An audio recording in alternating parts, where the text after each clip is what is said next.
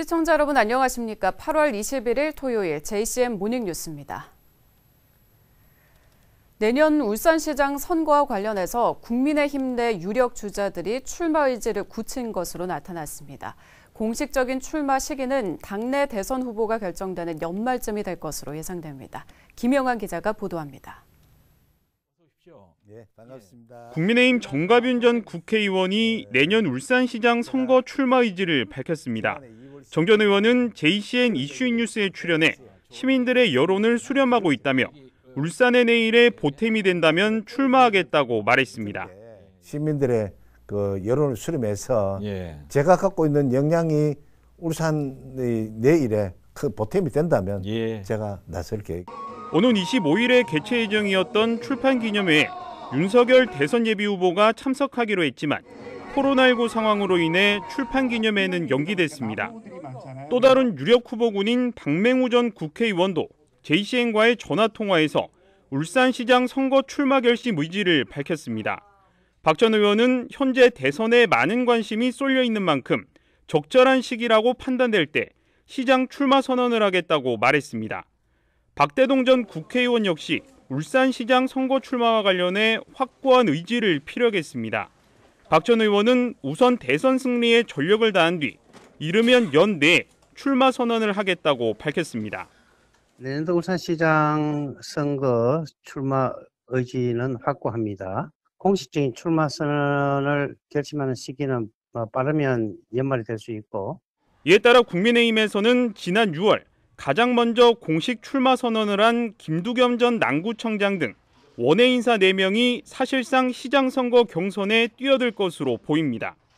원 내에서는 3선의 이채익 국회의원, 초선의 박성민 서범수 의원, 그리고 서동욱 남구청장의 이름이 거론되고 있습니다. 국민의힘 내 울산시장 후보군들의 공식적인 출마 선언은 대선 경선이 완료된 이후에 본격화될 전망입니다. JCN 뉴스 김용환입니다. 울산 지역의 코로나19 사회적 거리두기 현행 3단계가 다음 달 5일까지 2주간 연장됩니다. 울산시는 최근 일주일간 외국인 모임과 청소 용역업체, 어린이집 등의 집단 감염으로 일 평균 33명의 확진자가 발생하고 있고 지난 18일에는 68명으로 일일 최다 확진자가 발생해 감염 확산 우려에 따라 거리두기 3단계를 연장하기로 결정했습니다. 이에 따라 다음 달 5일까지 사적 모임은 4인까지만 허용되며 편의점의 경우 밤 10시부터 매장 내 음식 섭취가 금지되고 매장 내외 취식 야외 테이블 제공이 금지됩니다. 이를 위반할 경우 과태료 300만 원과 영업 정지 등의 처분이 내려집니다. 또 유흥시설과 노래연습장, 목욕장업 등 감염 취약시설은 밤 10시까지, 실내 체육시설은 밤 12시까지 운영이 가능하며 그동안 백신 접종자에게 제공했던 사적 모임 산정 인원 제외 인센티브는 폐지됩니다. 현대모비스가 북구 이화 일반산업단지 일대에 수소 전기차 부품 공장을 신설하기로 결정했습니다. 신설 공장은 총 사업비 3,020억 원을 투입해 3만 8천 제곱미터 규모로 지어지며 오는 2023년부터 수소차 생산비의 40%를 차지하는 핵심 부품인 수소 연료 전지 시스템을 생산할 예정입니다. 이번 공장 신설로 500명의 직접 일자리와 함께 다양한 연관 산업 일자리가 창출될 것으로 기대됩니다. 전기차 부품 공장에 이어 수소차 부품 공장까지 유치한 데 성공한 송철호 시장의 소감을 들어보겠습니다. 울산은 명실공히 수소산업 전 주기를 구현하게 되었습니다. 앞으로도 수소산업 생태계를 더욱 강화하고 신규 투자를 지속적으로 유치해 울산이 세계 최고의 수소도시가 되고 새로운 일자리가 창출될 수 있도록 추진해 나가겠습니다. 지난달 28일부터 시작된 중구청의 신세계 오피스텔 건립 반대 범시민 서명운동이 이달 말까지 진행됩니다.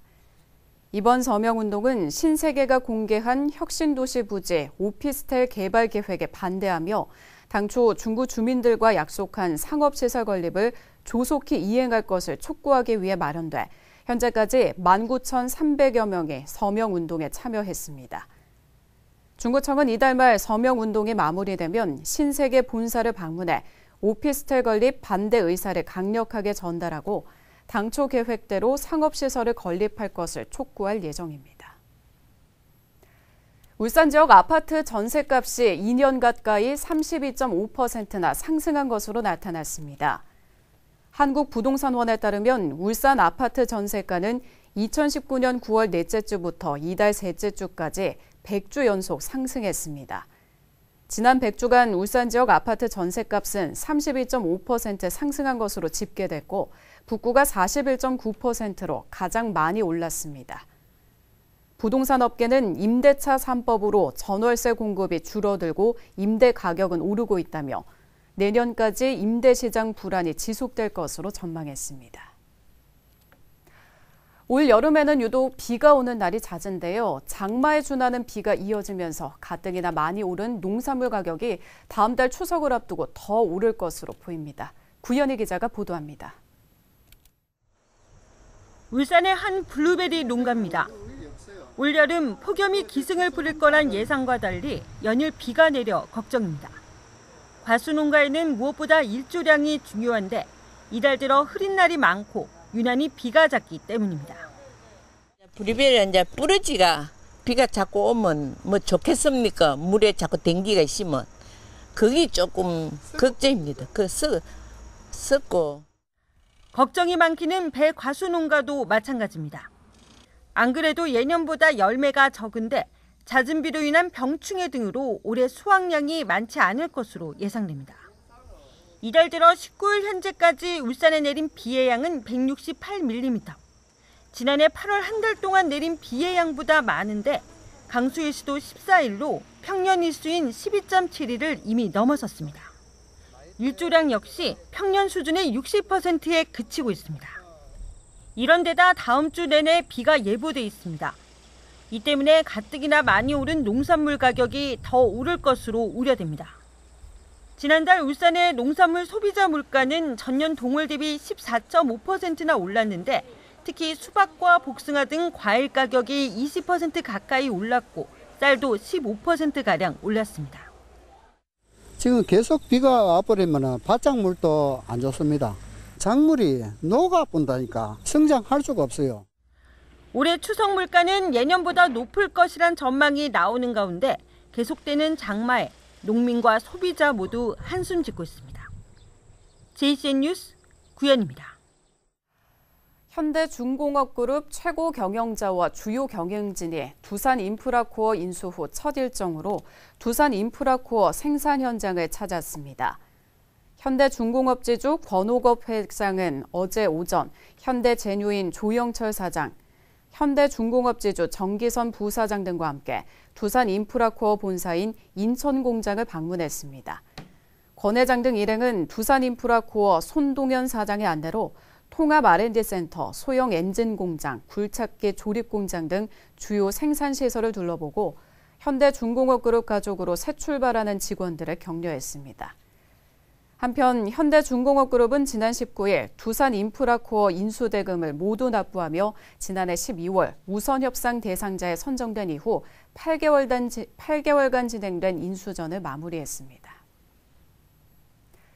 부유식 해상풍력에 대한 지역 어업인들의 반발이 격화되고 있습니다. 어촌계 등 어업인들로 구성된 울산 부유식 해상풍력 발전사업 반대 추진위는 어제 기자회견을 열고 풍력단지 건설로 울산 앞바다의 조업 공간이 좁아지면 연안 어업인들에게도 피해가 이어질 수 있다고 주장했습니다. 이들은 해상풍력단지 건설이 모든 어업인에게 영향을 미치는 만큼 관련 사업을 재검토할 것을 요구했습니다. 지난 19일 외부 물류업체 직원 사망 사고가 발생했던 현대자동차 울산 3공장에 작업 중지 명령이 내려졌습니다. 고용노동부는 어제 아반떼와 베뉴, 아이서티 등을 생산하는 울산 3공장에 작업 중지 명령을 내리고 정확한 사고 경위를 조사하고 있습니다. 현대차에서는 지난 19일 오후 1시 30분쯤 외부 물류업체 소속 60대 근로자가 물건을 실어 올리는 설비에 끼어 숨지는 사고가 발생했습니다. 주말과 체험 영농을 목적으로 한 농업진흥지역 내 농지 취득이 제한됩니다. LH 임직원의 땅 투기 사건을 계기로 마련된 농지 투기 방지 3법이 국회를 통과해 공포됨에 따른 것으로 농업진흥지역 내 주말 체험 영농 목적의 농지 취득이 제한되고 불법 취득 농지의 중개와 광고 행위가 금지됩니다. 또 해상명령 청구 요건에 해당하는 농업법인의 농지 추가 취득 제한도 즉시 시행됩니다. 이광현 앵커의 이슈인 뉴스 시간입니다. 최근 신도 여객 사태를 계기로 버스 준공영제 도입이 또다시 수면 위로 떠오르고 있는데요. 이번 이슈를 박정필 기자가 집중 취재했습니다. 이슈인 뉴스에서 자세히 다뤄봅니다.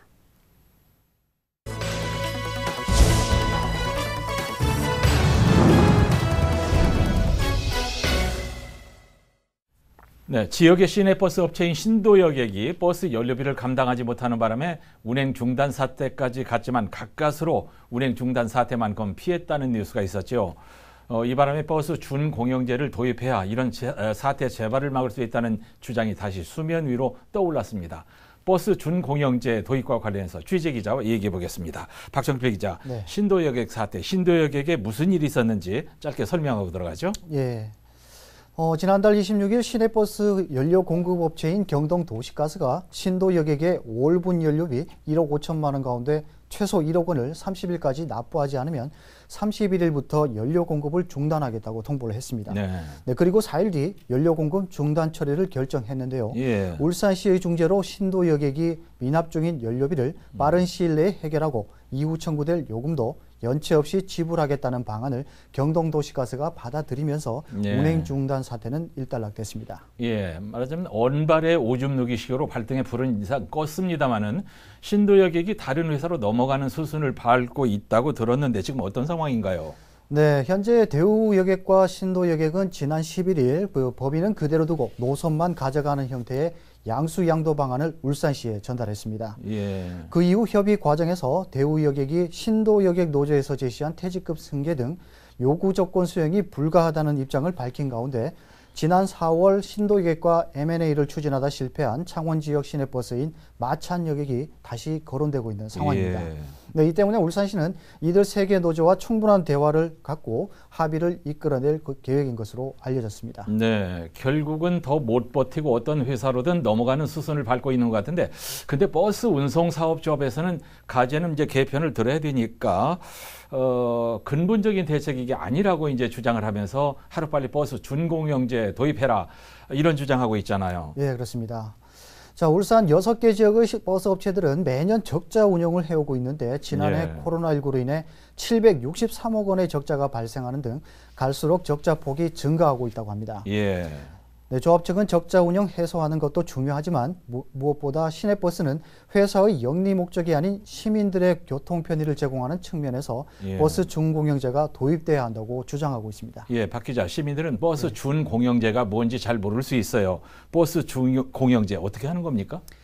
네, 버스 준공영제는 버스 회사의 수익금을 업체와 지방자치단체가 공동으로 관리를 하고 지방자치단체가 재정을 지원하는 방식으로 버스 운영 체계를 공익성을 강화한 제도로 운영하는 겁니다. 예, 이거 하는 데가 있습니다. 전국에서 이제 서울과 부산 등 6개 특광역시에서 버스 준공영제를 하고 있는 지역이 있는데 그럼에도 지금 울산시가 안 하고 있는 걸 보면 지역에 따라서 장단점이 있는 거란 말이죠. 네.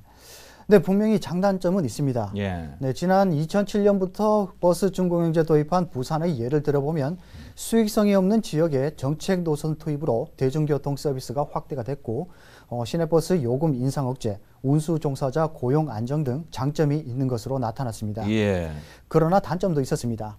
운영 적자를 시에서 보전해주기 때문에 시내버스 업체의 적자 개선 노력과 서비스 개선 기대가 어렵고 예. 특히 시민들은 민간업체의 적자 보전을 위한 제도라는 부정적 인식을 갖고 있었습니다. 그래요. 예, 또 무엇보다 채용 비리와 특버스 업체 관리직 인건비 허위 자료 제출 등 예. 비위 행위에 대한 관리 감독 미흡 등도 단점으로 나타났습니다. 예, 업체를 못 믿겠다는 이제 그런 부정적인 시각이 있는 것 같은데 가장 큰 문제는 시의 재정 부담이죠. 그렇죠.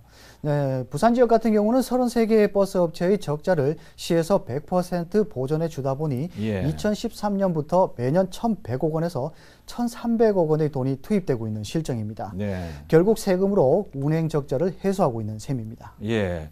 지금 이제 버스 운송조합에서 준공영제 하자고 자꾸 졸라도 울산시가 꿈쩍하지 않는 건 지금 설명한 대로 재정적인 부담, 이게 문제죠? 네, 그렇습니다.